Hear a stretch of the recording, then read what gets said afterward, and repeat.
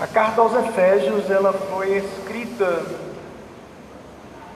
em um tempo muito difícil da vida de Paulo, o apóstolo, autor desta carta. Como a gente pode perceber na própria leitura que fizemos aqui no capítulo 4, ele se intitula como sendo o preso do Senhor. Rogo-vos, pois eu, o preso do Senhor. Esse tempo de cadeia, tempo de prisão, nós sabemos que não é um tempo bom, né? Não é um tempo fácil para as estruturas da nossa alma, né? Da alma humana, do ser humano em sua consistência.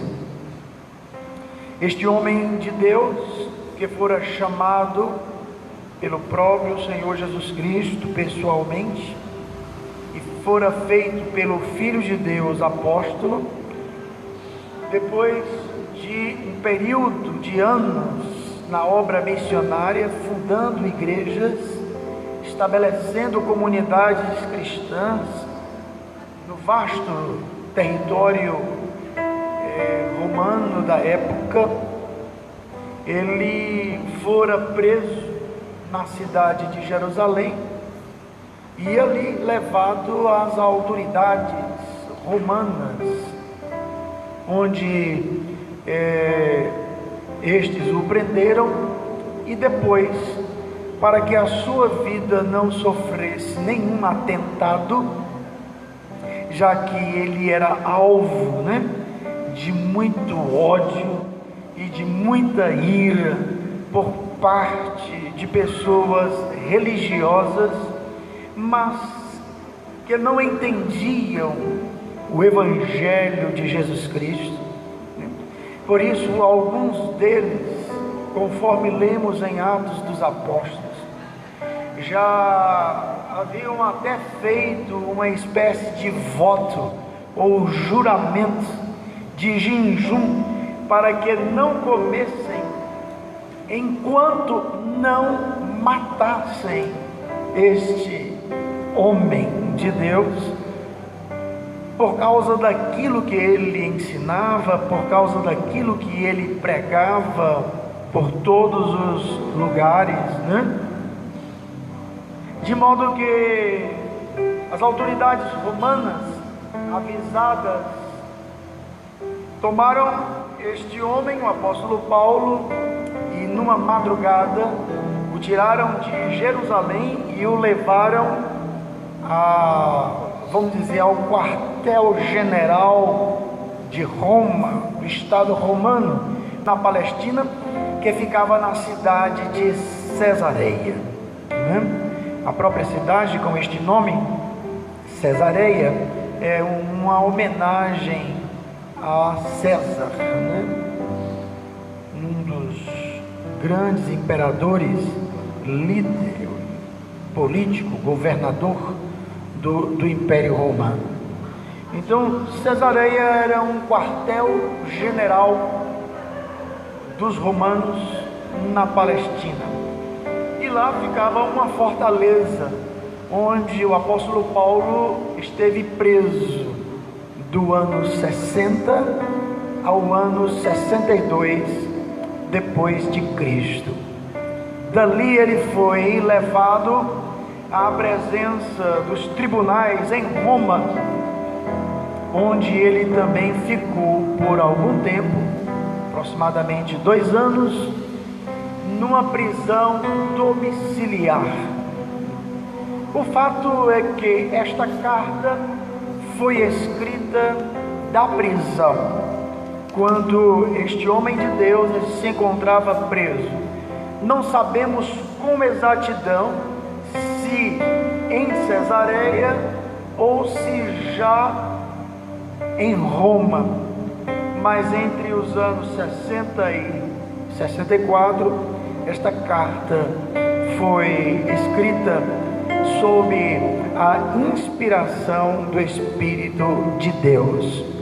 E apesar desta carta tratar de diversos assuntos, quando a gente lê, do início, esta carta, ela tem 6 capítulos.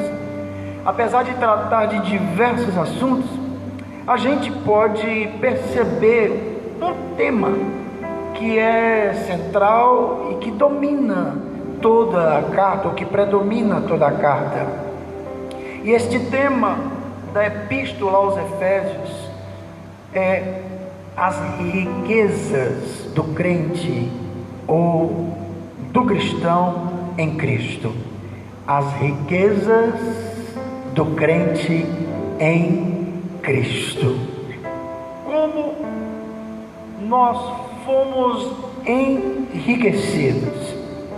E aí até o capítulo 3, este homem de Deus discorre sobre essas riquezas, que vale a pena nós lermos e conhecermos, para não andarmos pensando tolice, bobagem, como já temos falado aqui algumas vezes, quando a gente não consegue enxergar, quando a gente não consegue perceber, o que Deus fez em nós.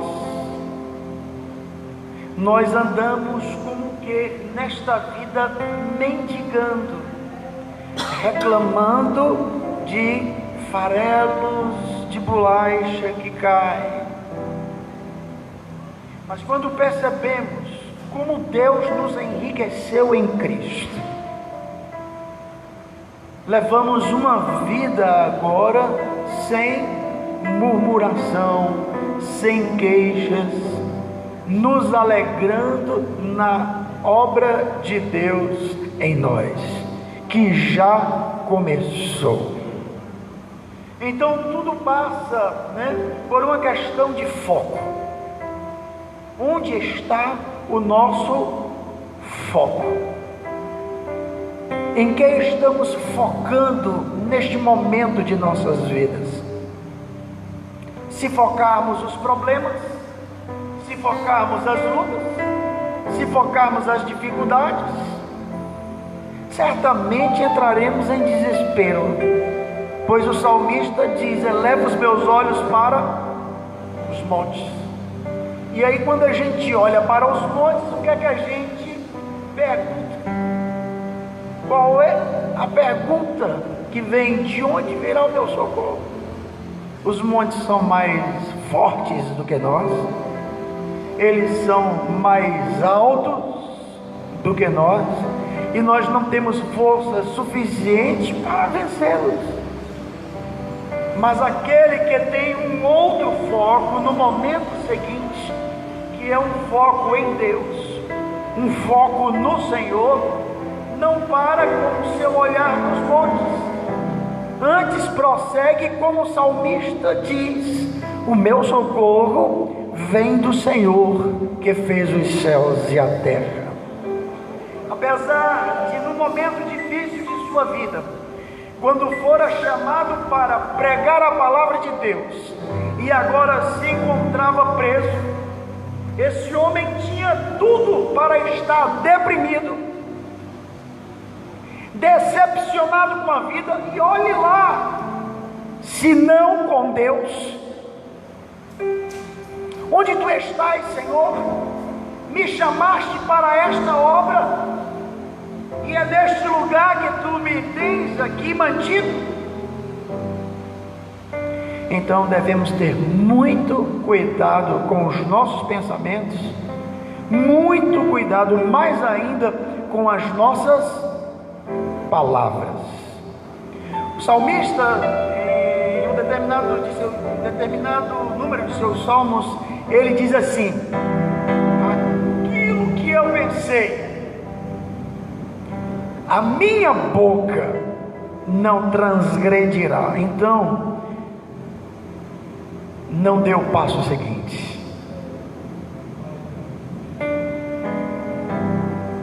Se pecou nos pensamentos, não verbaliza esse pecado.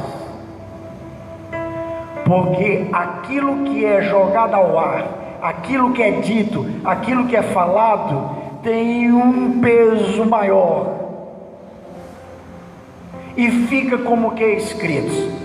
Isso é tão sério que Jesus diz que os homens, isso inclui todos nós, darão contas a Deus por toda palavra vã. A palavra que tem lá na tradução é frívola, palavra vã, que sair de vossas bocas. E isso deve levar a gente a pensar seriamente. Pergunte aí ao seu irmão: o que é que nós estamos falando? Em que mesmo nós estamos falando? Amém, queridos? Isto é seríssimo. Deixa eu lhe dizer uma coisa que está me vindo aqui ao coração. E como este momento é um momento de Deus, Deus está aqui neste lugar, o Espírito Santo de Deus está aqui neste lugar. Escute uma coisa, se você quiser escrever, escreva. As nossas palavras podem nos ligar ao céu ou nos prender ao inferno.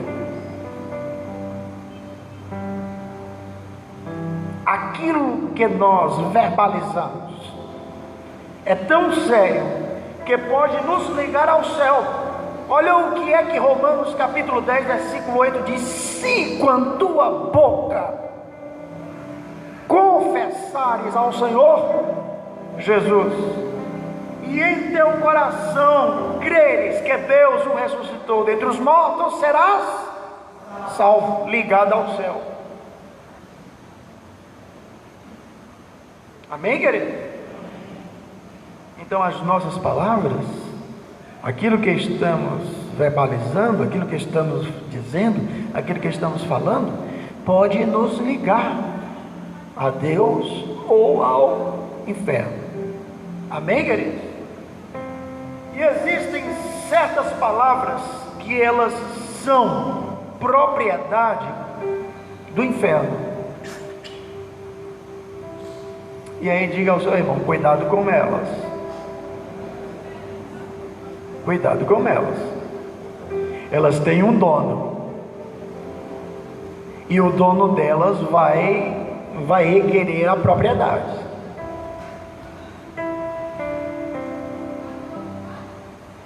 Amém, queridos?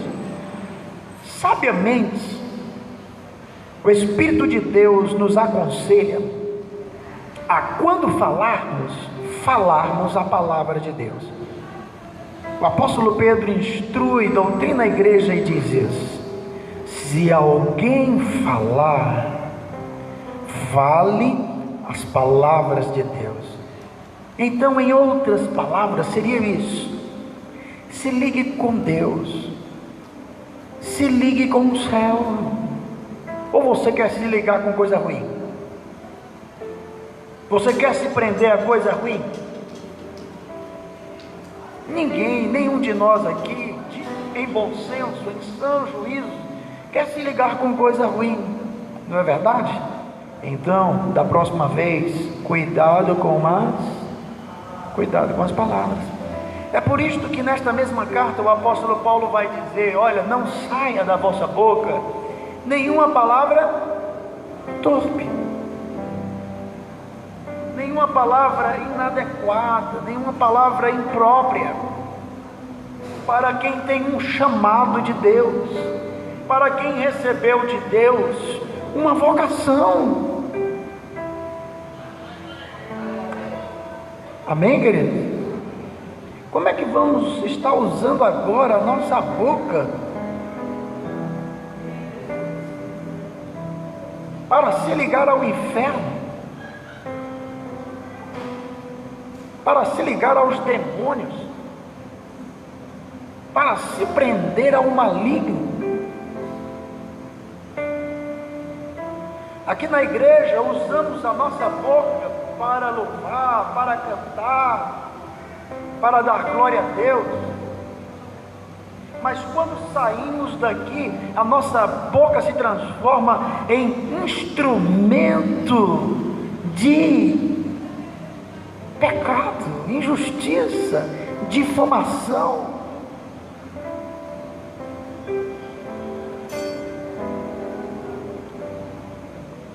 Isto é para que nós reflitamos acerca da nossa vida espiritual, queridos.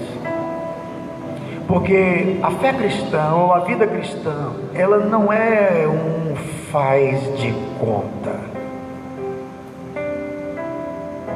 As religiões, elas levam normalmente a vida como sendo um faz de conta.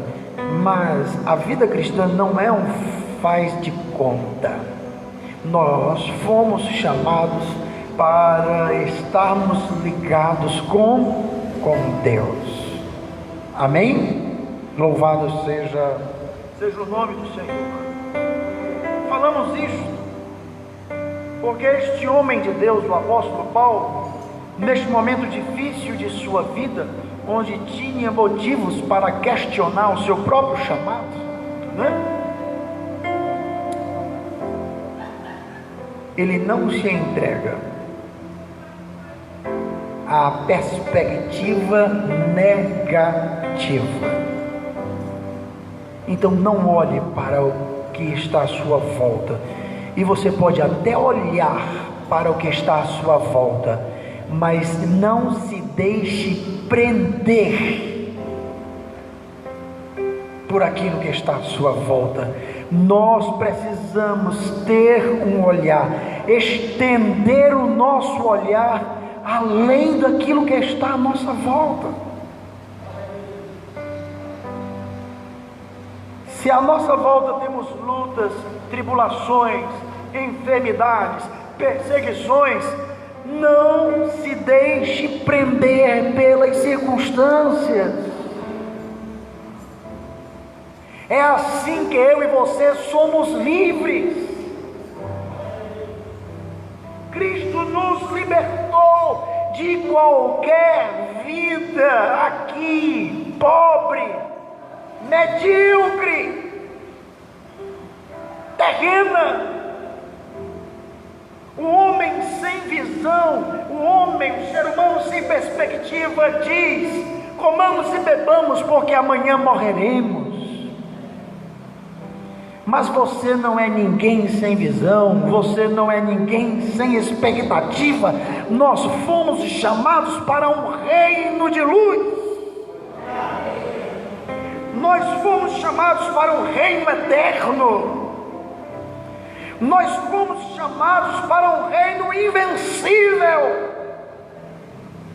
Deus já nos fez em Cristo mais do que vencedores. Amém, queridos? Então não vamos parar com o foco aqui na terra. Eu disse parar porque isso não significa que a gente deva levar uma vida alienada, fora da realidade, não. O crente sabe o que está acontecendo. Rapaz, lá fora tem tempestade, mas aqui dentro tem bonança. Diga: lá fora tem tempestade, mas no meu coração há paz. Amém? No meu coração há paz. Lá fora 10.000 podem cair ao meu lado, 1.000 podem cair ao meu lado e 10.000 à minha direita, mas aqui dentro eu não serei atingido. O Senhor está comigo. Amém, queridos? Então, louvamos a Deus pelo exemplo de vida que foi o apóstolo Paulo, um exemplo de vida para todos nós. Como nós às vezes nos abatemos facilmente com as coisas, eu diria, pequenas e insignificantes na vida, não é verdade? Às vezes a gente ocupa a nossa alma com um fardo de preocupação gratuito. Para que isso? Para que levar essa carga? Então vamos olhar a vida deste homem de Deus, que apesar das circunstâncias tinha um olhar além, tinha um foco no reino de Deus e não deixava se abater, via além. Louvado seja Deus. É só assim, irmãos, que a gente passará por esta vida vitoriosamente, porque lutas vêm para todos. A tempestade um dia chega.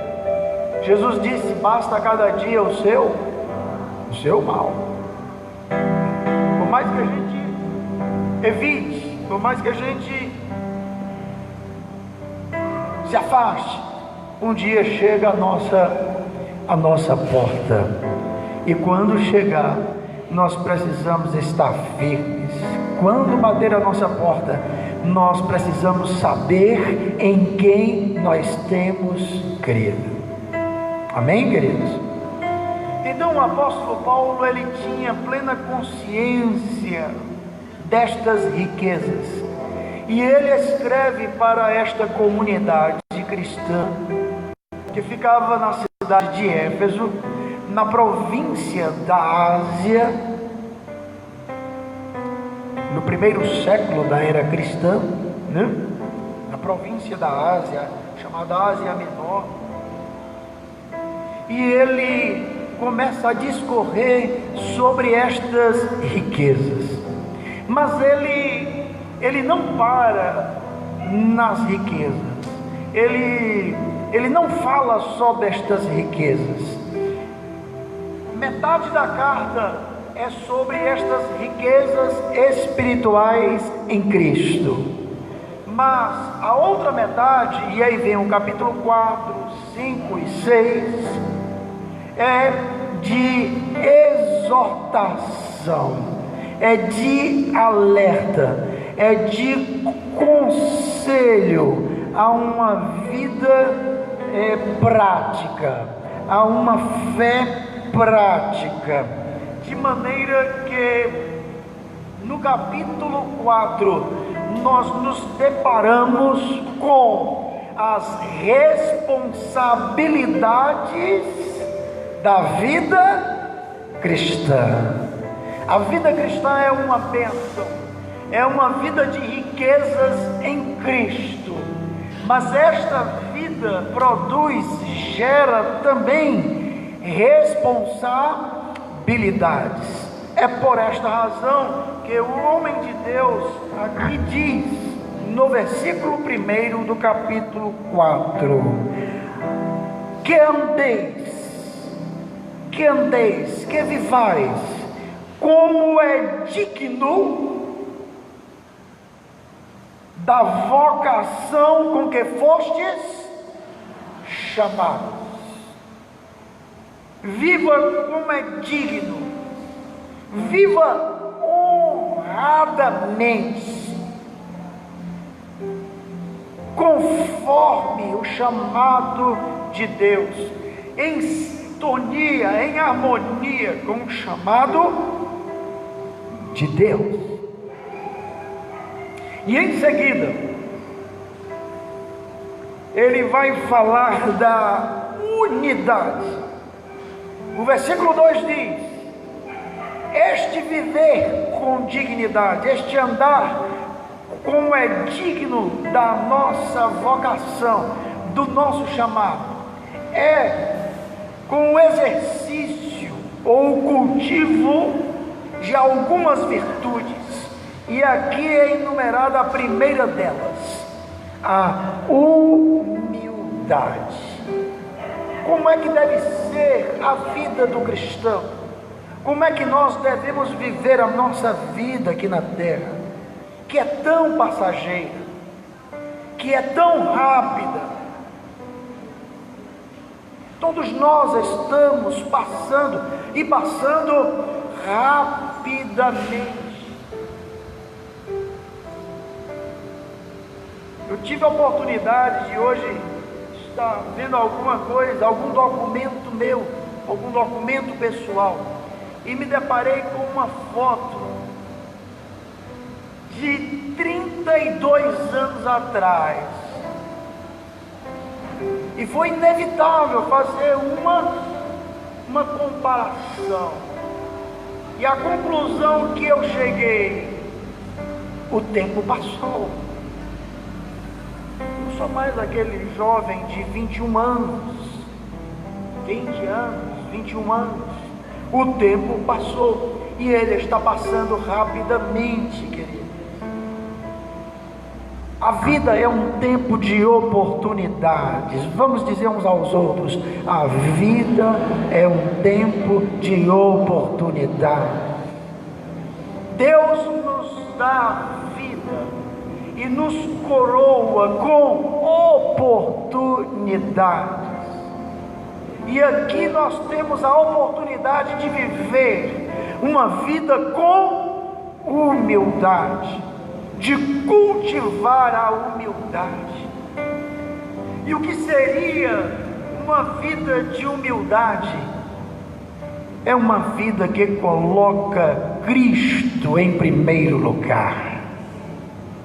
Ser humilde é colocar Deus em primeiro lugar, é colocar o outro em segundo lugar, e eu e você ficarmos para depois. Isso está na contramão da nossa natureza egoísta, que busca primeiro as coisas para si mesmo, e depois, se sobrar, e olhe lá, se eu quiser, eu vou pensar no outro, e vou separar um restinho de tempo para Deus. E o nosso Deus não é Deus de restos, o nosso Deus é Deus de primícias.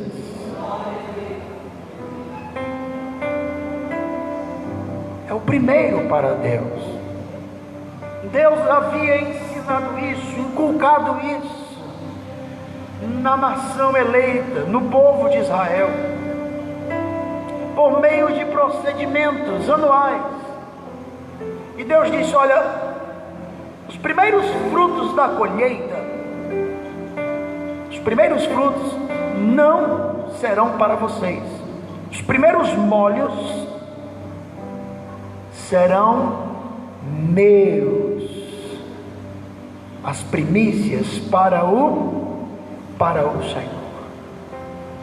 Então, viver humilde é um viver que coloca Deus em primeiro lugar.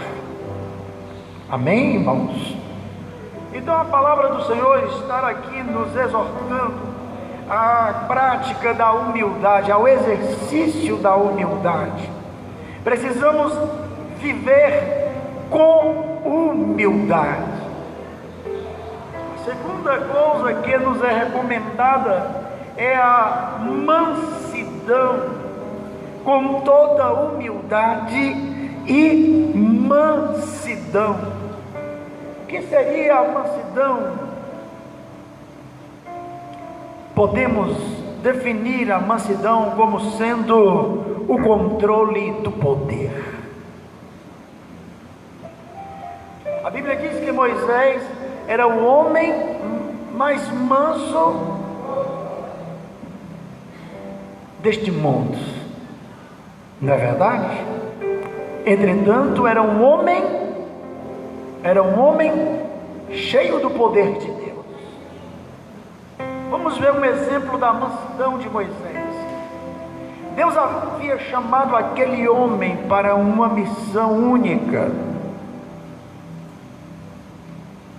Ninguém dentre uma nação de milhões tinha tanta intimidade e comunhão com Deus como ele. E isto não fora uma conquista dele, isto fora uma manifestação da graça de Deus na vida dele. Porque o que nós recebemos de Deus, não recebemos por méritos, mas alcançamos por graça.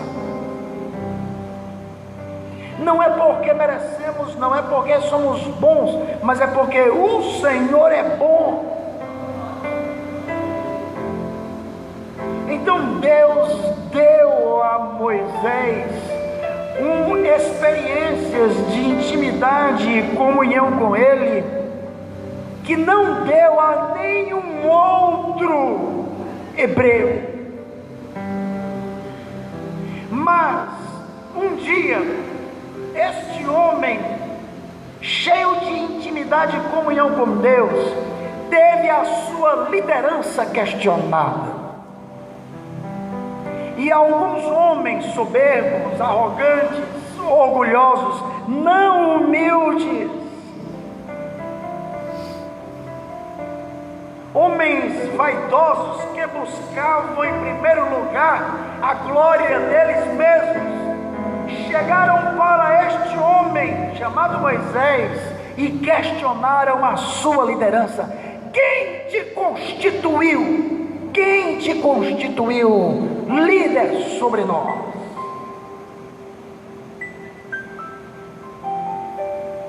E este homem, que tinha recebido de Deus autoridade e poder, não usou desta autoridade para punir aquelas pessoas, para investir sobre a vida daquelas pessoas brutas, ignorantes, cegas, porque a vaidade cega, assim como o orgulho cega, a vaidade cega.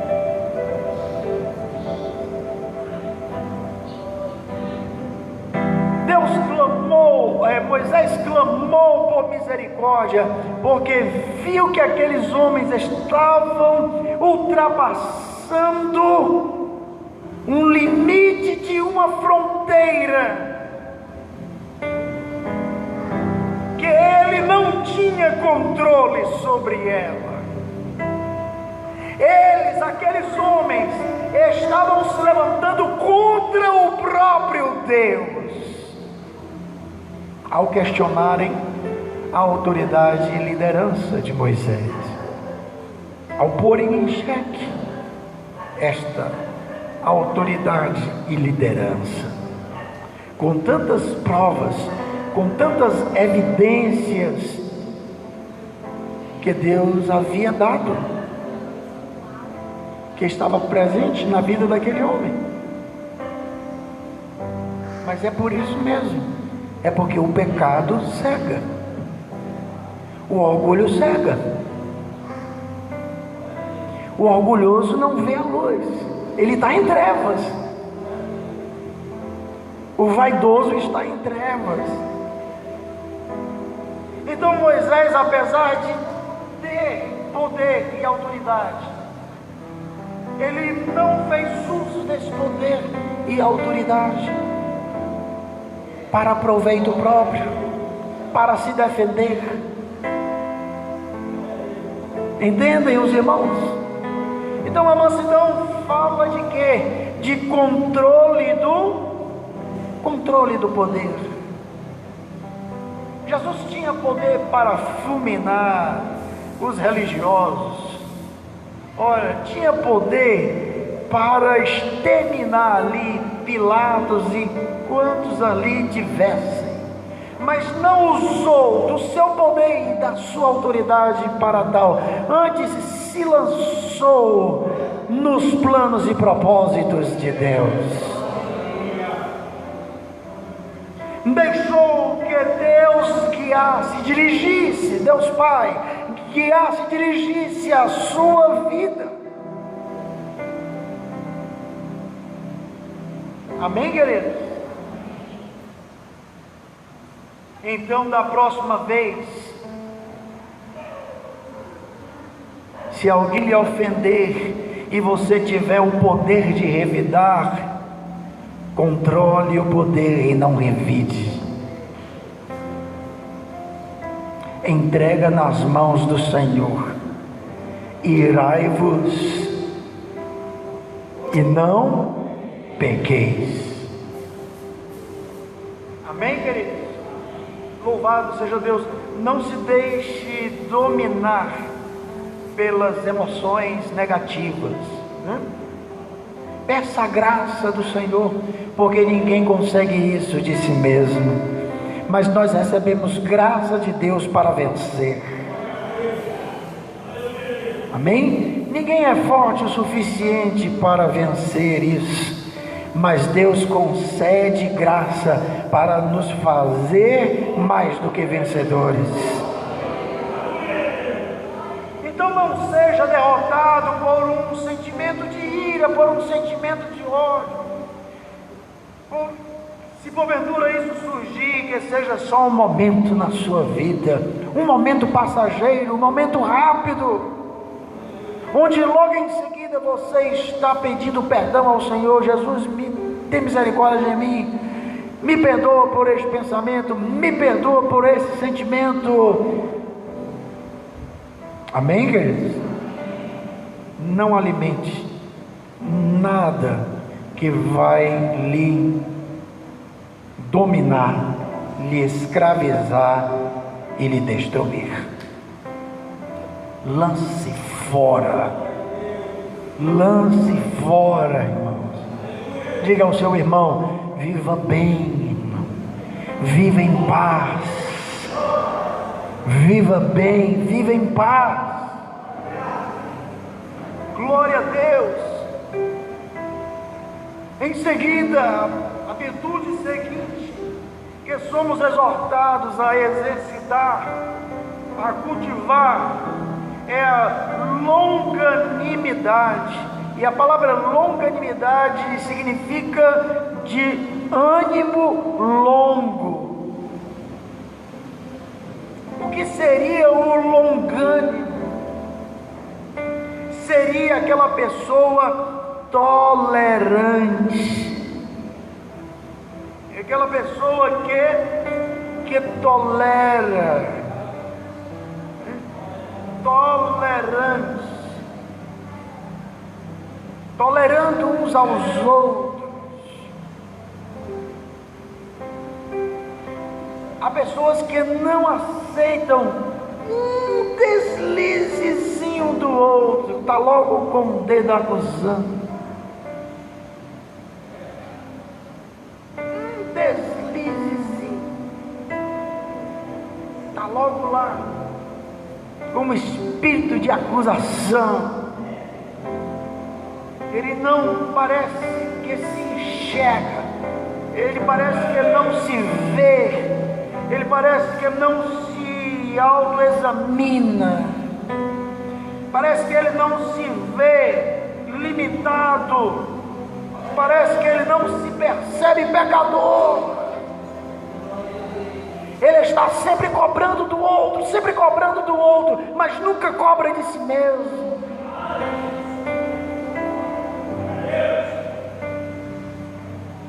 E a Bíblia aqui nos orienta que nós devemos ser de longo ânimo.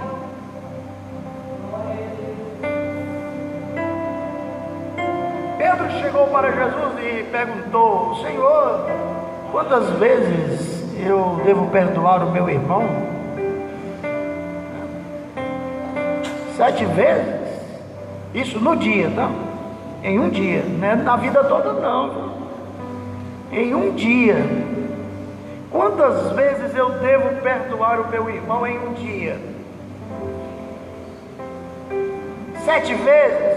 E aí ele colocou um número bem generoso na percepção dele. 7 vezes? Acho que tinha algum discípulo ali pisando no calo de Pedro. Acho que alguém tinha feito raiva a ele naquele dia, né? Não sei quem deles, porque essa pergunta com certeza não veio de graça.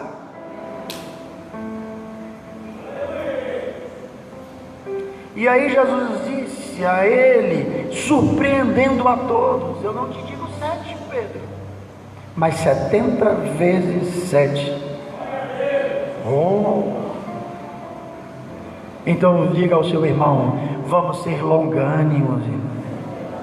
Vamos ser longânimos. Amém?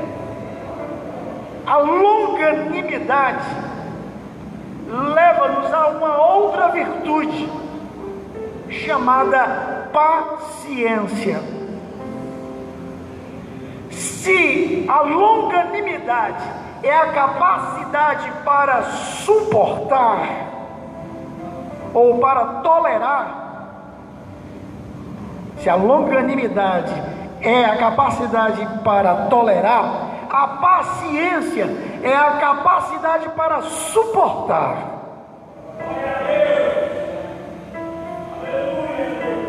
Então vamos ser pacientes. E a paciência é uma expressão do amor, pois a Bíblia diz em 1 Coríntios capítulo 13, que o amor tudo sofre, tudo crê, tudo espera e tudo suporta. Amém, querido? Então vamos nos suportar uns aos outros. Então veja, são recomendações de como nós devemos viver a nossa fé cristã, o nosso cristianismo. Amém, meus irmãos? E aqui a palavra de Deus vai avançando. E o versículo 3, vem aqui uma outra virtude. Diz assim: procurando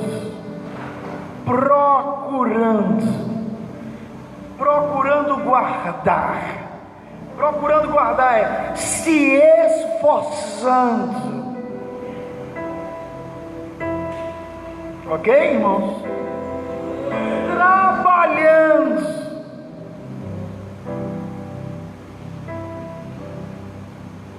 se esforçando para guardar. O que é que nós devemos guardar? O que é que nós devemos guardar? Na nossa responsabilidade cristã, de vida cristã, de fé cristã, o que é que nós devemos guardar? O texto diz aqui: a unidade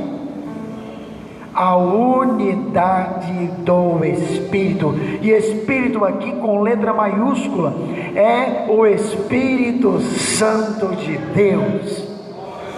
O Espírito de Deus está na igreja e Ele está promovendo unidade. Amém, queridos?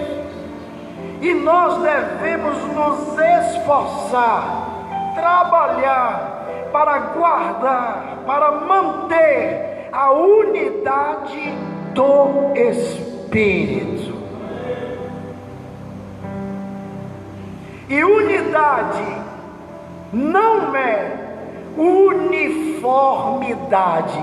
Unidade não é uniformidade. Repita comigo: unidade não é uniformidade. Porque a unidade admite a diversidade. E eu já explico isso aqui. A unidade admite a diversidade, mas a uniformidade não. Você, quando estudava, se lembra do uniforme escolar? O que era o uniforme escolar? Era uma farda comum e igual a todos. Todos tinham que estar naquela forma uniforme. Ok, queridos? Unidade não é uniformidade. Então a unidade admite a diversidade. E a figura de linguagem que este homem de Deus vai usar para esta unidade do Espírito é o corpo. Assim como um corpo tem diversos membros, mas todos estão concorrendo para o mesmo fim, todos estão trabalhando para o mesmo propósito, apesar de diferentes, eles estão ligados e cooperando para um propósito, ok? Para um bem. Assim é a unidade do Espírito Santo na igreja. É o Espírito de Deus quem promove esta unidade. Ela é do Espírito, ela não é do homem. Não somos nós que estamos promovendo, é o Espírito de Deus que está produzindo em nós. A unidade do Espírito, ela só é possível através do Espírito. O que é pedido de nós, o que se requer de nós, é a cooperação com o Espírito de Deus. Aí está escrito em Gálatas capítulo 5, versículo 22, que nós devemos andar em Espírito, ou no Espírito, e não satisfaremos as concupiscências da carne.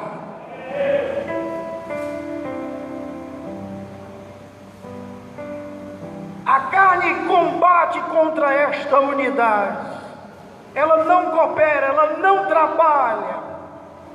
Na carne há dissensão, na carne há porfias, na carne há lutas, na carne há intrigas, há queixas, há desunião.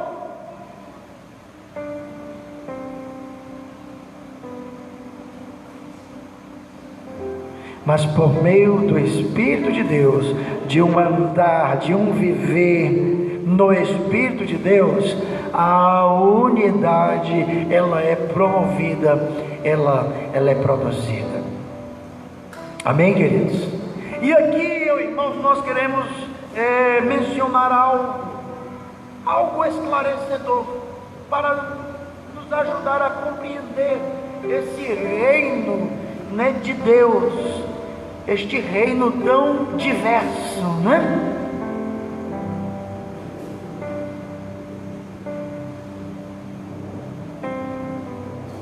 Preste atenção.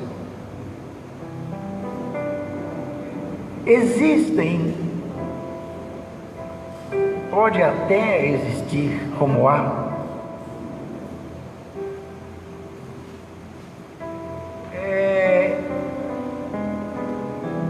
diferenças de questões secundárias da doutrina cristã.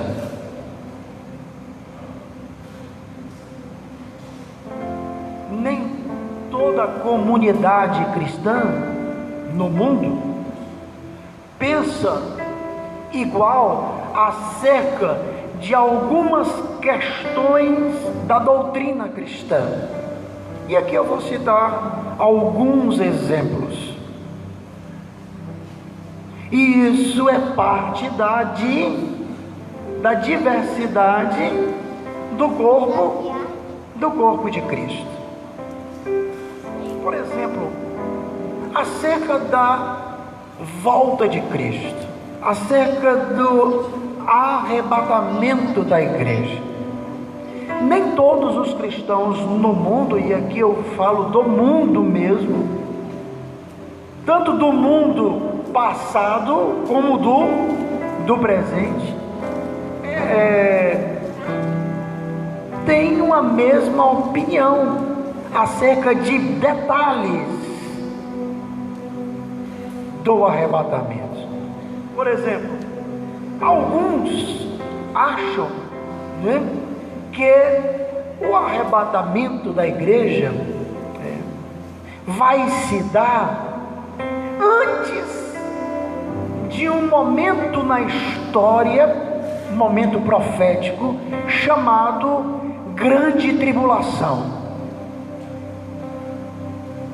Mas outros acham que a igreja vai passar por esse período de grande tribulação e só será tirada da terra depois desse momento. Já são dois grupos diferentes. E tem um terceiro grupo, que é os que acham que a igreja vai entrar na grande tribulação, mas no meio dela vai ser tirada. Três grupos de pensamentos diferentes acerca de um assunto, da doutrina de Cristo, da doutrina cristã. Então, certas questões secundárias, mas naquilo que é fundamental, naquilo que não pode faltar à nossa fé, todos os cristãos concordam em um corpo de doutrina. Se você acha que a igreja vai ser arrebatada antes, amém, eu também penso assim e me somo a você. Mas se algum outro não, ele não vai deixar de ser de Cristo por isso. Amém? E quando Jesus vier, e o arrebatamento acontecendo antes da grande tribulação, ele também vai ser arrebatado. Com certeza o Senhor não dirá para ele: não, você não acreditou que seria antes, então você vai ser só depois. Não. Ok, igreja? Então nós precisamos começar a perceber, a atentar para aquilo que é secundário, e não abrirmos mão daquilo que é essencial, daquilo que sem o qual nós deixamos de ser de Cristo.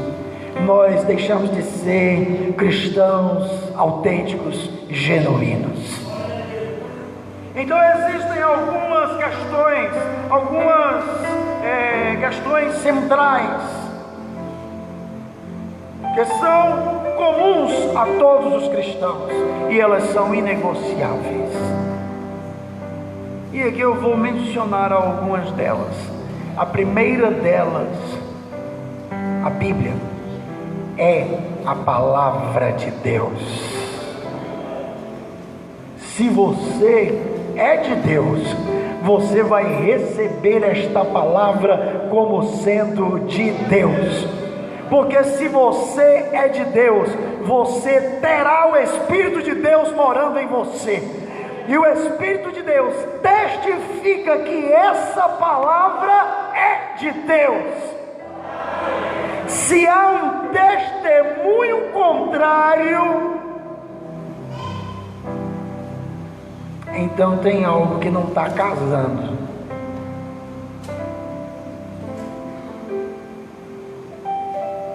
Amém, queridos? A Bíblia é a palavra de Deus. Deus fala para cada um de seus filhos na sua palavra. Você não precisa estar correndo atrás de profetas, porque a profecia de Deus está aqui, a palavra de Deus está aqui, a luz de Deus para a tua vida está aqui. Aqui está a palavra da salvação, aqui está a palavra da cura, aqui está a palavra da libertação. Amém, querido? Louvado seja Deus. Muito importante isso. Outra questão central que aqui mencionamos é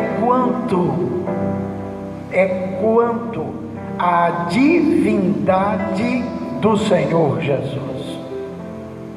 Jesus de Nazaré é Deus, Ele é Deus Filho.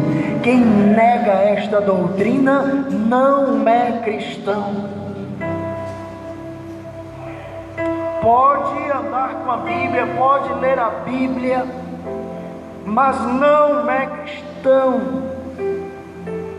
É essencial que o cristão declare, professe que Jesus Cristo é Deus homem. Então Ele é o Verbo de Deus que se fez carne. Seu nascimento foi um milagre, foi obra do Espírito Santo. Ele foi gerado pelo Espírito de Deus no ventre de uma virgem. Quem nega esta doutrina não é cristão. Pode ser qualquer outra coisa. Amém, querido? Pode ser religioso, pode ser livre pensador, pode ser filósofo, pode ter títulos quantos aí forem, existirem, mas não pode ser declarado cristão. Essa doutrina não pode faltar à nossa fé. Outra questão central da nossa fé: a morte de Cristo teve um propósito eterno. A morte de Cristo não foi um acidente. A morte de Cristo foi para nos resgatar da condenação do pecado. Ele morreu no nosso lugar. A sua morte foi redentora, foi para a nossa salvação. Amém, querido? Louvado seja Deus. E aqui a gente já está vendo algumas questões centrais da nossa fé.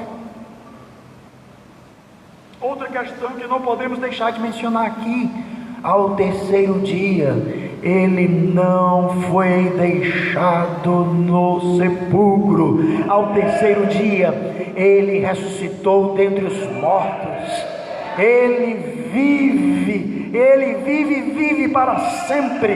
Então nós que cremos no Filho de Deus, cremos que Ele ressuscitou dentre os mortos. E tem outra coisa: a sua ressurreição foi uma ressurreição corporal, foi uma ressurreição física. Ali não foi uma aparição de um plasma energético, não. Ele estava presente ali em carne e osso, como disse. Venham, toquem aqui. Um espírito não tem carne nem ossos, como vedes que eu tenho. Ele ressuscitou em carne e osso. E a sua ressurreição é a garantia, é a certeza da nossa ressurreição. E hoje nós podemos aceitar os nossos mortos com esperança. Recebemos os nossos mortos com dor, mas também com esperança. Que aquele estado de morte será por um breve tempo. Tem uma palavra na Bíblia que eu não sei se os irmãos já se depararam com ela acerca disso. Um poucochinho de tempo. Um poucochinho de tempo é um tempo mais pouco do que pouco.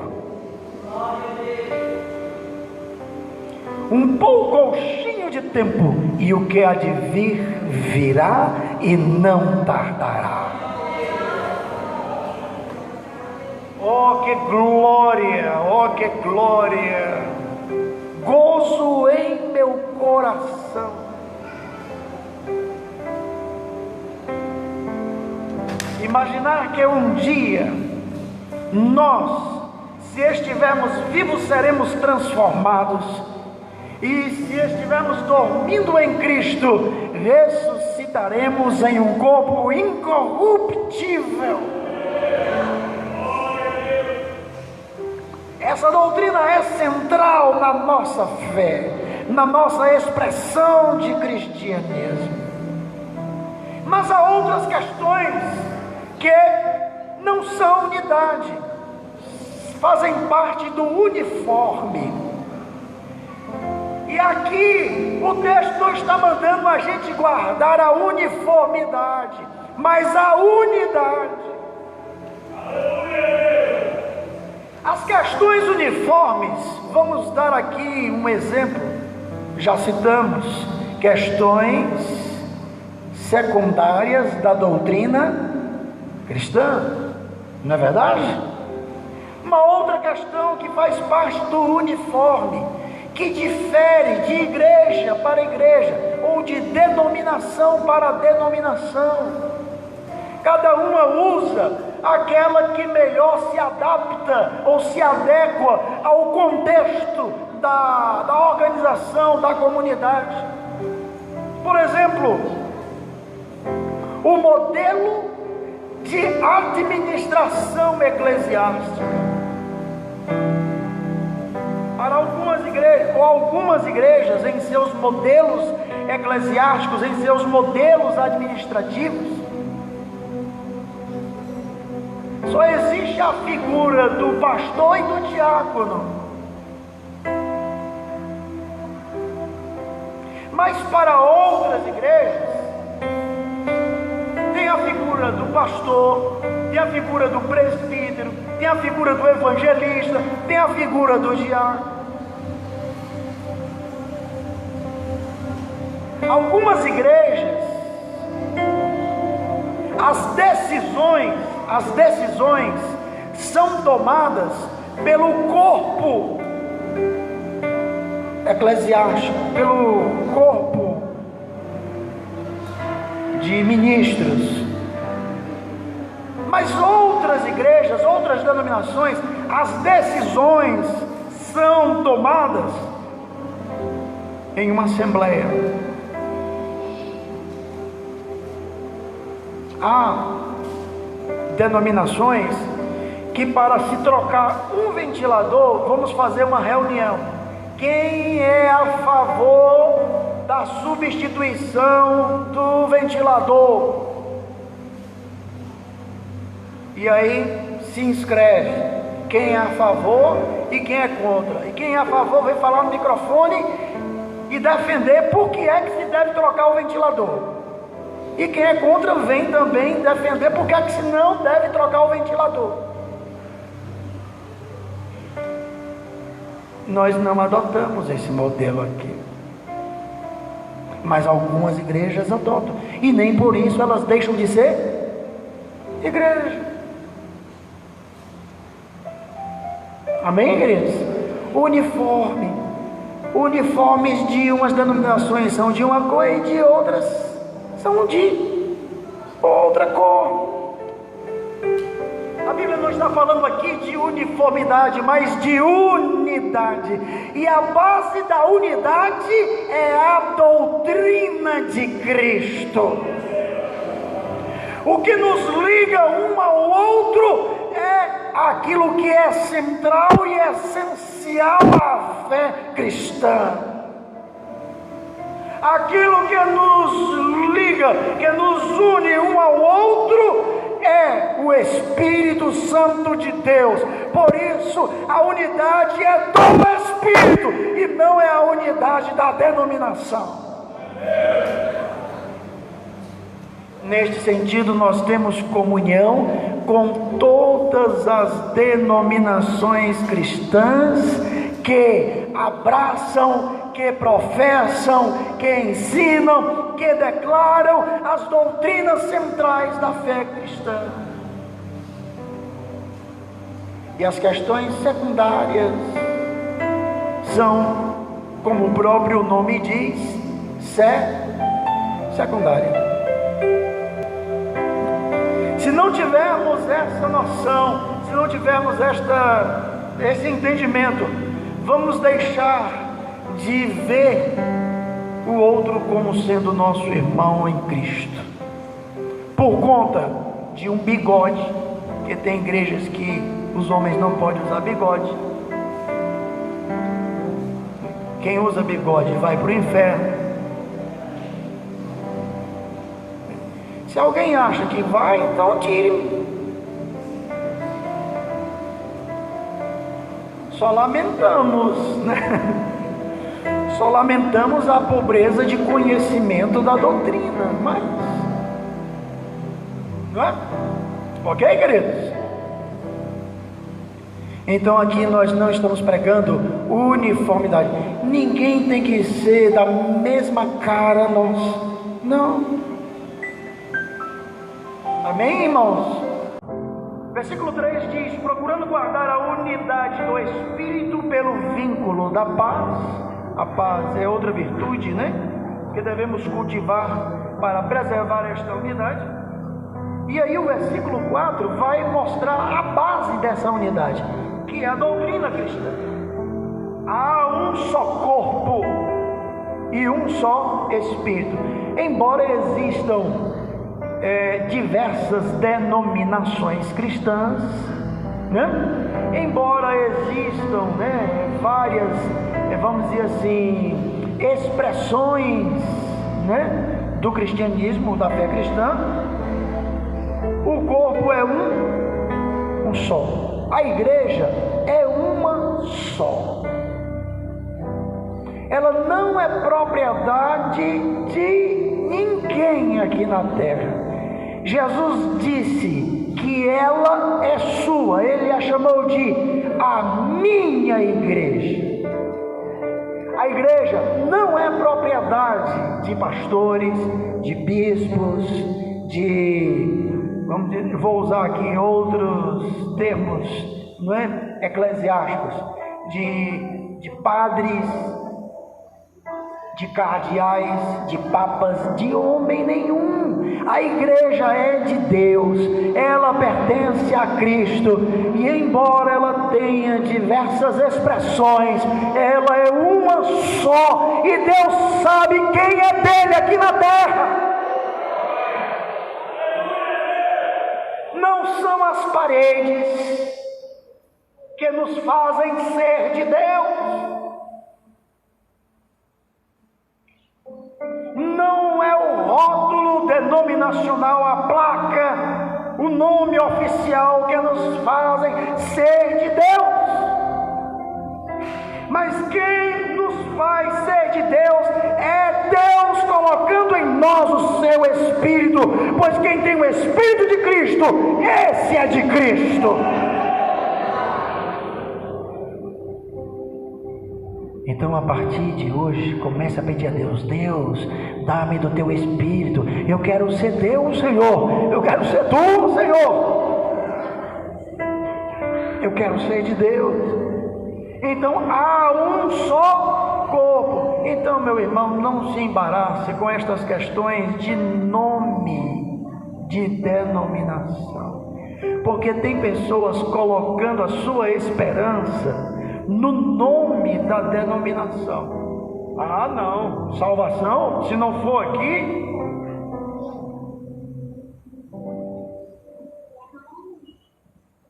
É interessante, essa semana eu estava numa determinada oficina, o carro havia dado uma pane, e enquanto eu estava lá esperando, entrou um senhor de cabelos brancos, velhinho, e ele me viu com a Bíblia, né? Eu tinha ido ao trabalho, o carro deu pane, aí foi aquele transtorno. E aí eu estava lá com a minha Bíblia. Então, quando ele entrou na sala onde eu estava, ele me viu, olhou para mim e disse: "A paz, irmão." Eu disse: a paz do Senhor." "O irmão é de qual igreja?" "Irmão, eu sou lá do Avivamento Pentecostal." Avivamento Pentecostal. "Onde é?" "Ali, ó. Só vai aqui na Oliveira Paiva, depois do viaduto." Aí ele começou a me fazer perguntas. Aí a pergunta seguinte foi: "Como é que está a obra lá? Está bem? Tem vidas sendo salvas? Tem gente se convertendo nos cultos?" Eu disse: "Meu irmão, nós estamos pregando o Evangelho. E como Jesus disse, quem tem ouvidos para ouvir, ouça."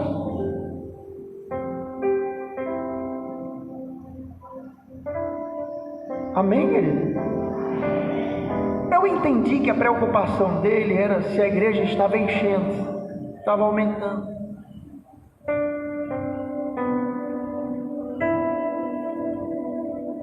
Ele era um homem inquieto, se afastou um pouco de mim, foi no bebedouro, e lá do bebedouro ele gritou: "E o irmão é pastor?" "Não, irmão, eu sou um servo." "Ah, entendi, o irmão é um auxiliar, né?" É isso mesmo, sou um auxiliar." "Eu também sou um auxiliar." "Amém."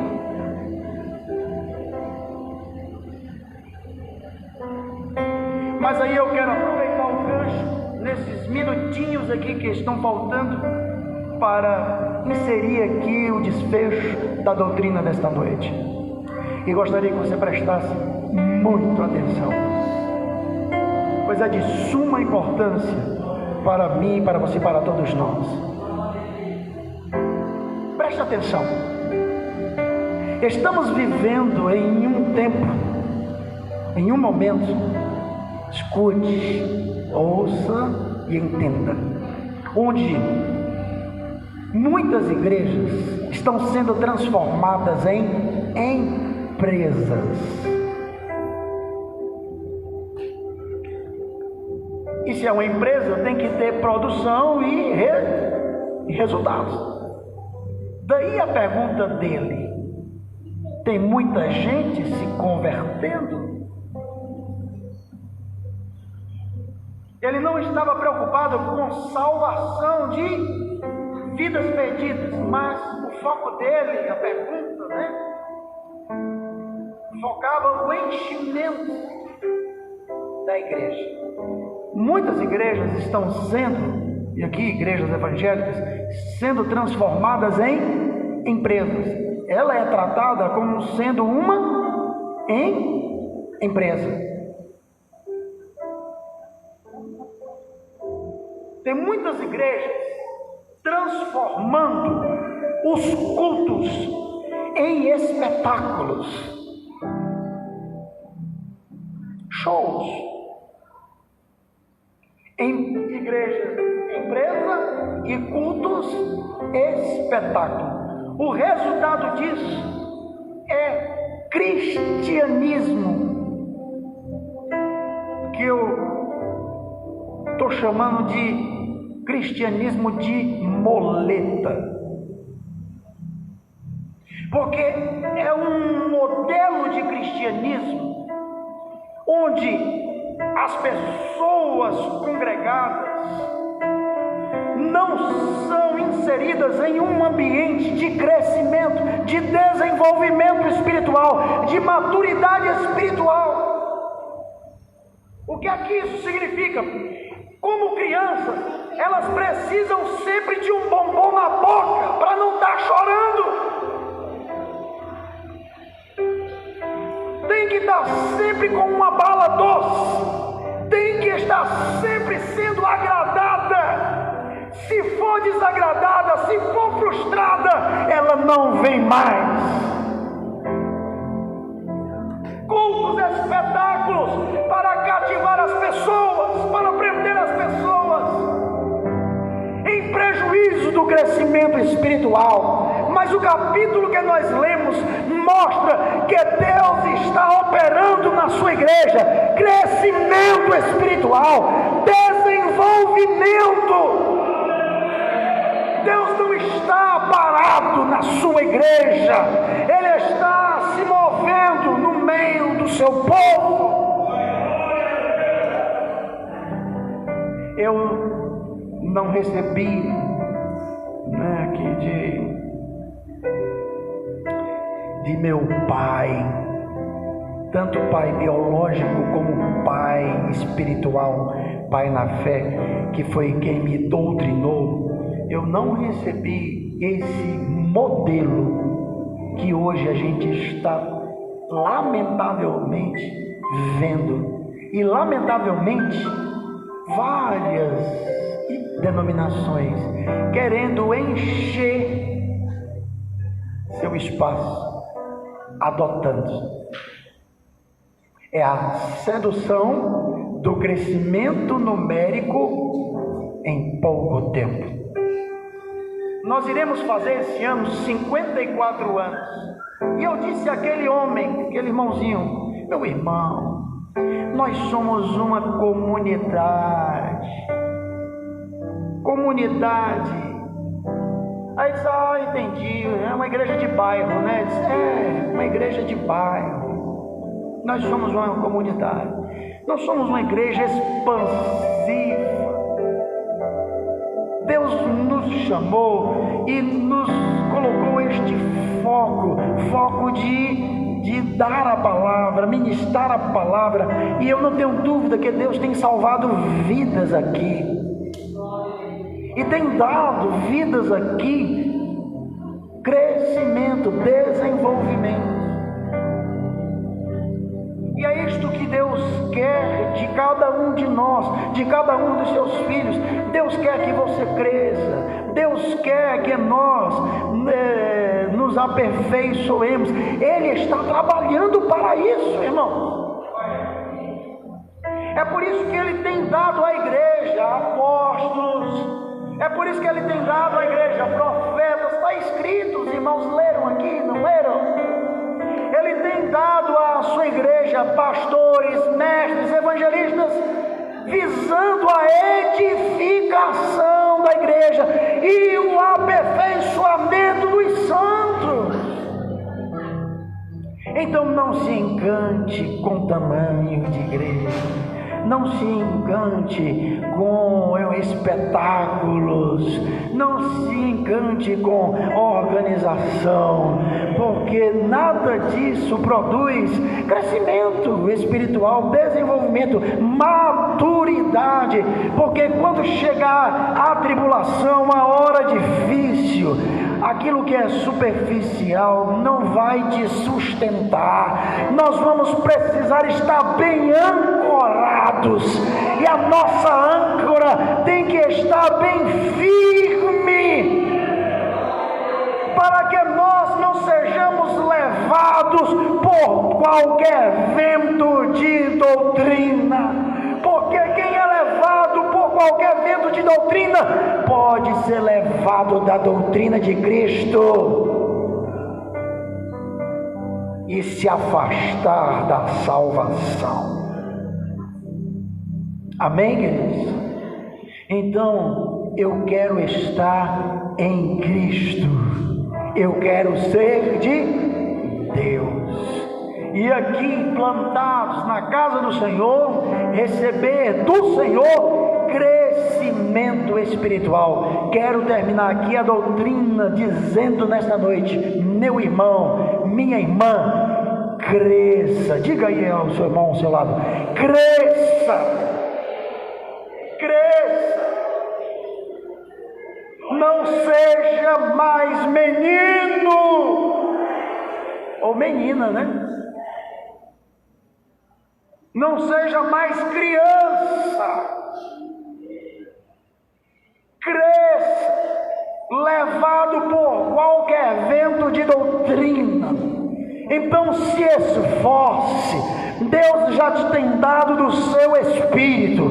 Você é uma pessoa rica da graça de Deus. O que eu e você já temos, tem gente milionária ou talvez trilionária que ainda não tem. Amém, queridos? Mas eu e você temos, porque nos foi dado pela graça de Deus, não porque sejamos bons merecedores, mas Deus nos deu. Portanto, faça a sua vocação, o chamado de Deus na sua vida, valer a pena, meu irmão. Dê glória a Deus e se firme em Cristo. Amém.